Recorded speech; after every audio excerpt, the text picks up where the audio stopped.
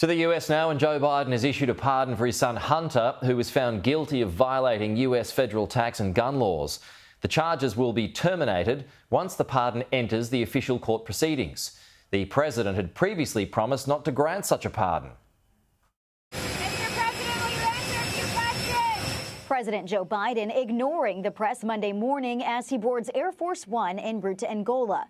He'll be out of the country the next 3 days after dropping a major bombshell, pardoning his son Hunter, something he and the White House insisted for months he would not do. Is there any possibility that the president would end up pardoning his son?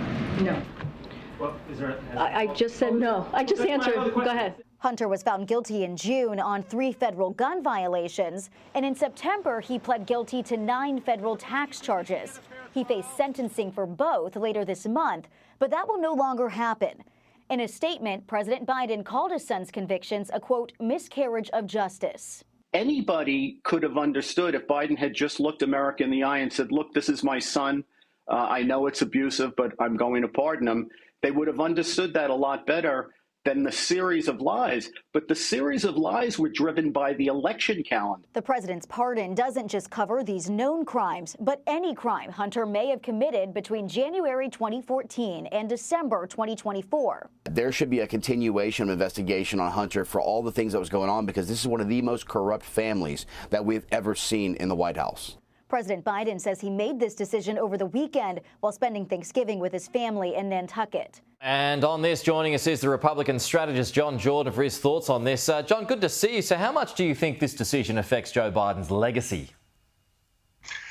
Well, Joe Biden's legacy is a mess anyway. I mean, he had an economy that collapsed on him. He had to be pushed out of the race by Democrats in favor of someone who got no votes, and then she went on to lose.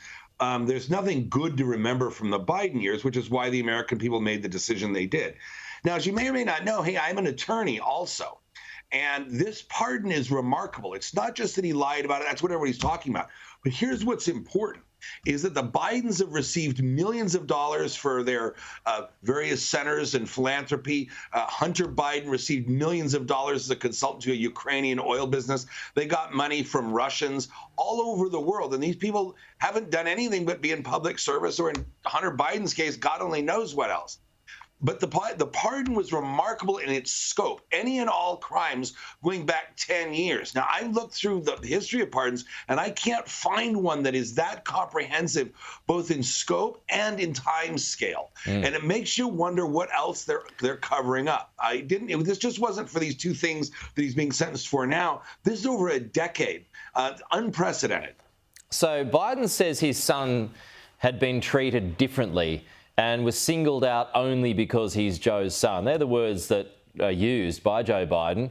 Would Republicans have pursued him without the pardon?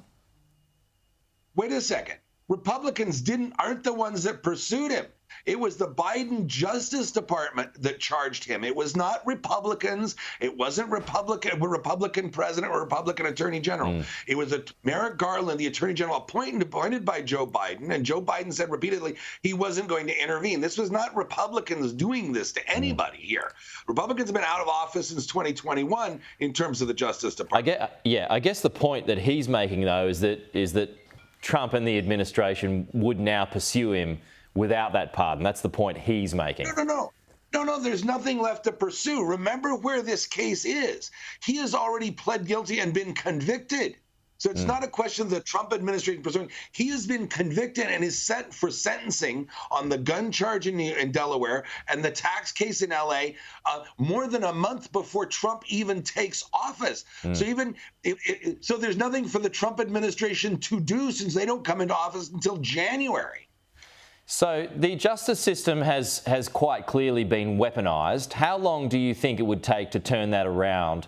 Or will it always kind of be there and used as a political plaything to favour whoever is in power? Well, the weaponization of the Justice Department in the U.S., which you just conceded is the case, and I agree with you, has been weaponized by the Democrats since January of 2021, when the Biden administration came into office and went after Trump, went after the pro-life groups and groups that they didn't disagree with, which are just political discussions. When Trump was in office, came into office January of 2017 and left in 2021, remember Hillary Clinton had a document scandal of her own was being looked at, and everyone said when Trump was going into office then that Trump was going to weaponize it and put Hillary in jail and it was going to be lock her up. Well, Trump went into office and they left Hillary Clinton alone. And when he was asked about it when he was president the first time, he said, quote, "She has been through enough. This is not what we're here to do. Let's move on." That's what Trump said about his defeated opponent in 2017.